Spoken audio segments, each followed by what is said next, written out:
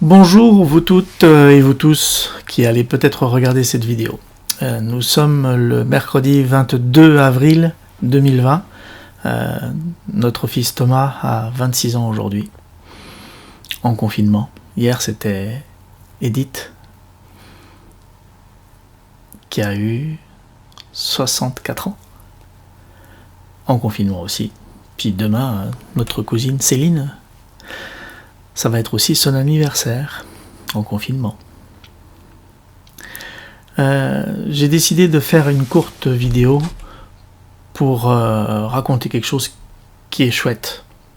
Je commence d'abord par le plus inconfortable. Le plus inconfortable, c'est que je me sens impuissant.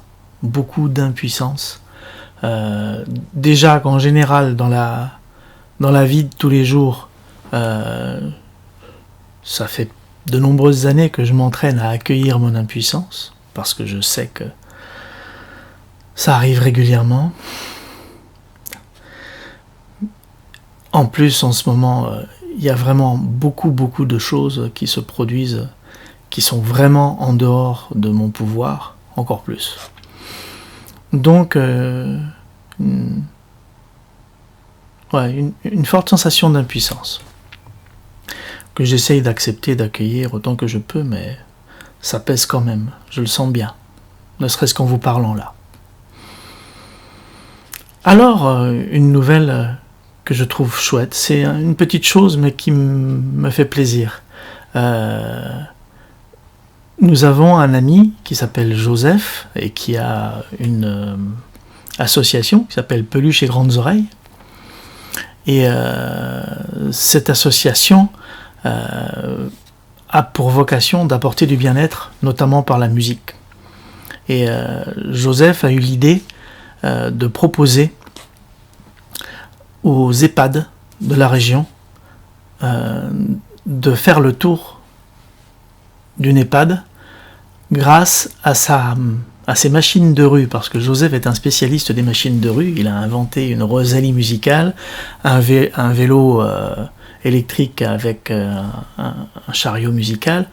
Il a fait tirer aussi un dispositif comme ça par un âne. Et là, il vient d'avoir l'idée, il y a quelques mois, d'installer une sonorisation autonome avec une batterie électrique pour alimenter dans un landau. Et il a même maintenant 2 landaux qu'il a équipés, je crois que c'est 2, si ce n'est pas 3, au moins 2. Et le landau circule, poussé par la chanteuse ou le chanteur, ou lui qui est saxophoniste et chanteur, et l'idée c'est de faire le tour de l'EHPAD, parce que les personnes qui sont résidentes de l'établissement EHPAD peuvent tout à fait ouvrir leurs fenêtres. Ça, c'est pas dangereux. Enfin, je pense, quand même. Donc les distances de sécurité sont respectées, et ça permet d'apporter un petit peu de vie dans une période où les personnes qui sont, elles, résidentes, sont encore plus impuissantes. Encore plus que moi.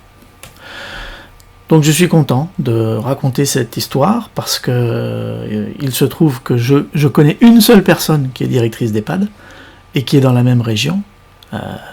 C'est ma belle-sœur. Salut Sophie, si tu regardes. Et puis je lui en ai parlé, et elle m'a dit qu'en effet, c'était vraiment quelque chose qui pouvait les intéresser. Et en l'espace d'une journée de préparation, mon ami Joseph m'a dit qu'il y a au moins une dizaine d'EHPAD qui viennent de lui demander une intervention de ce type, chanter sous les fenêtres. Il appelle ça l'opération Roméo, parce que Roméo vient chanter la sérénade sous la fenêtre. Alors c'est pas grand chose, et en même temps je trouve ça vraiment chouette, parce que ça m'aide à me sentir un peu moins impuissant.